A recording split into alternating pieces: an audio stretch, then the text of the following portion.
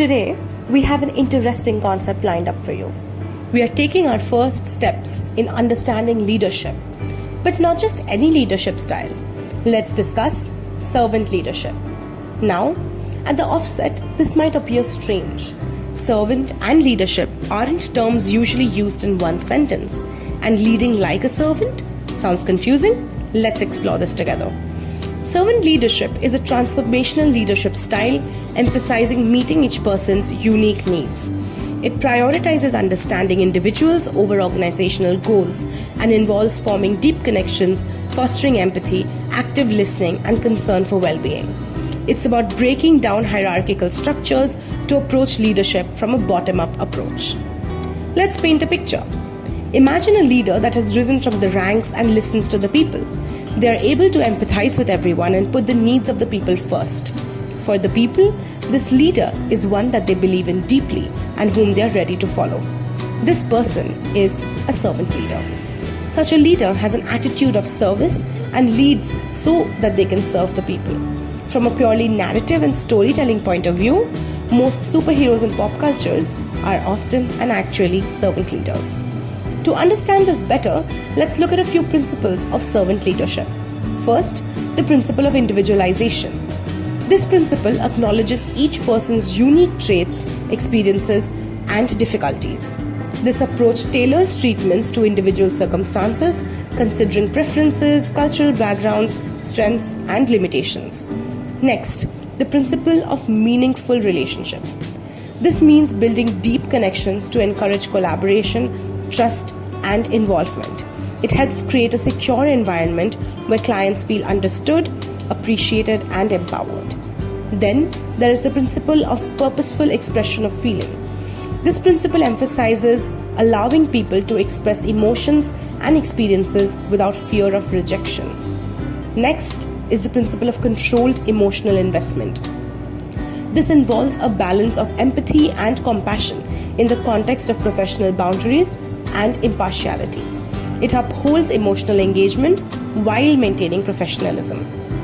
Then there is the principle of acceptance. It means to understand people's flaws and strengths without any bias. This principle approaches individuals and communities with an open mind, fostering a positive atmosphere of appreciation and acceptance. After that is the principle of non-judgmental attitude. This principle asks a leader to respect perspectives without passing judgment. It helps build rapport and trust, allowing stakeholders to engage actively in decision-making processes. This is followed by the principle of self-determination, which means to uphold the people's autonomy by providing support and guidance without imposing agendas. Finally, there is the principle of confidentiality. It ensures privacy and security of people's information. The approach of servant leadership and its principles is mostly used in social work. This approach to leadership prioritizes community needs, autonomy, and dignity, and supports communities towards growth, resilience, and well-being. This brings us to the next topic in this module, goal orientation. Goal orientation is the degree to which a person or group of people work towards completing specific goals. It involves the way a person thinks about and responds to goals, challenges, and achievements.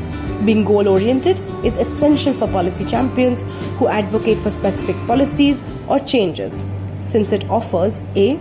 clarity of purpose, B. strategic alignment, C. adaptability, D. measuring impact, and E. persistence. The ideal process to setting goals is quite simple. The goals just have to be SMART. The S is for specific. It means that the goal should be well defined and specific. The M is for measurable. If a goal is not measurable, it is hard to understand if and when it has been achieved. The A is for action oriented. It means that goals should state actions that are required to make progress. The R is for realistic.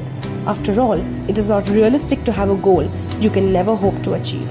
And the T is for time bound. It means that goals should have set timelines. Wasn't that something interesting? You now understand what it means to be a servant leader and also have an understanding of goal setting. So next time a leadership opportunity comes up, no matter how small or big, go ahead and grab that opportunity.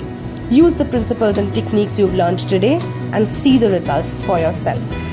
Share this video and resources with your networks. Get involved in servant leadership and goal setting for your community and see how you can contribute. Start a conversation about leadership and its impact.